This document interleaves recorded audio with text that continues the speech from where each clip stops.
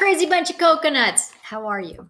Today we're going to hear a story about the three little pigs, but it's not the story you know. This is from the wolf's point of view. He says he is innocent, he didn't do anything wrong, and this book will prove it to everyone. So your job at the end will be to tell me whether the wolf was really guilty and naughty or no, it was a very big misunderstanding. So this is an opinion piece that you'll need to write about what you think. It's not what your parents think or your friend, but what you think about the Three Little Pigs. It's called The True Story of the Three Little Pigs by a Wolf. The real author is John Ciesielka. And just to start off, it says, everybody knows the story of the Three Little Pigs, or at least they think they do. But I'll let you know in a little secret. Nobody knows the real story because nobody has ever heard my side of the story. Kind of like when something breaks in your house or something's wrong and you say, I didn't do it. It wasn't me. It was my sister. And your sister like, it wasn't me. There's always two sides to a story. This is the wolf side. So let's see what he has to say. It said, I'm the wolf. Alexander T. Wolf. You can call me Al. I don't know how this whole big bad thing got started, but it's all wrong. Whoops. Maybe it's because of our diet. Hey, it's not my fault. Wolves like cute little animals like bunnies and sheep and pigs. Just that's the way we are. If cheeseburgers were cute, folks would probably think you were big and bad too. Okay, that's a valid point, right? But like I was saying, the whole big bad wolf thing is all wrong. The real story is about a sneeze and a cup of sugar. This is the real story.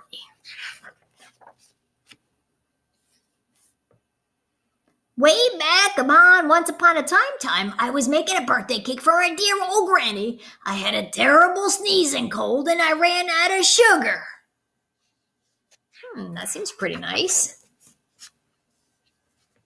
So I walked down the street to ask my neighbor for a cup of sugar. Now this neighbor wasn't big and he wasn't too bright either. He had built his whole house out of straw. Can you believe it? I mean, who in his right mind built a house out of straw? There's the house. Here's the wolf. And he's just throwing a cup in the air, walking very nicely down to the house. So, of course, the minute I knock on the door, I fell right in. I didn't want to just walk into someone else's house, so I called, Little pig, are you in? No answer. I was just about to go home without that cup of sugar from my dear old granny's birthday cake. That's when my nose started to itch. I felt a sneeze coming on. I huffed. I puffed. Ooh, and then I sneezed. Whoa, choo! A great sneeze. And you know what? The whole straw house fell down. And right in the middle of the pile of straw was the first little pig, dead as a doornail. He had been home the whole time. It seemed like such a shame to leave a perfectly good ham dinner lying there in the straw, so I ate it up. Think of it as a big cheeseburger just lying there.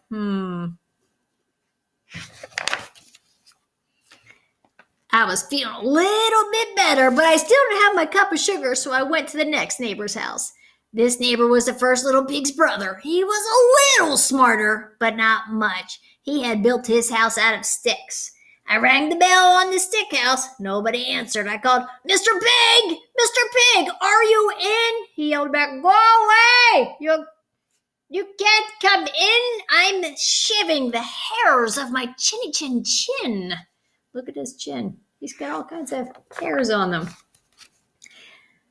I had just grabbed the doorknob when I felt another sneeze coming on. I huffed, I stuffed, and I tried to cover my mouth, but I sneezed, a great sneeze, and you're not going to believe it. But this guy's house fell down just like his brother's. When the dust cleared, there was a second little pig dead as a doornail. Wolf's honor.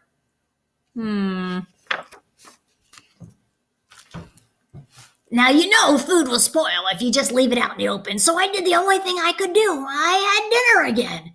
Think of it as a second helping. I was getting awfully full, but my cold was feeling a little bit better, and I still didn't have that cup of sugar for my dear old granny's birthday cake. So I went to the next house. This guy was the first and second little pig's brother. He must have been the brains of the family. He had built his house out of bricks. I knocked on the door of this brick house. No answer. I called, Mr. Pig! Mr. Pig! Are you in? And do you know what that rude little porker answered? Get out of here! Wolf, don't bother me again! Talk about impolite! He probably had a whole sack full of sugar, and he wouldn't give me one little cup from my dear sweet old granny's birthday cake. What a pig! I was just about to go home and maybe make a nice birthday card instead of a cake when I felt my cold coming on. I huffed, I snuffed, achoo! And I sneezed once again. Then the third little pig yelled, and your old granny can sit on a pin. Ooh, that's rude. Oh, that's very rude.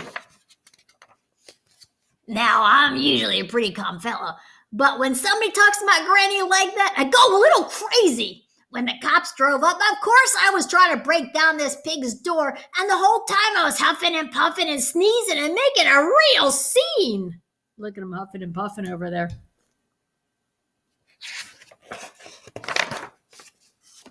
The rest, they say, is history. The news reporter found out about the 2 pigs I had for dinner. They figured a sick guy going to borrow a cup of sugar didn't sound very exciting. So they jazzed up the story of all that huff and puff and blow your house down. And they made me the big bad wolf. That's it, the real story. I was framed. But maybe you could loan me a cup of sugar?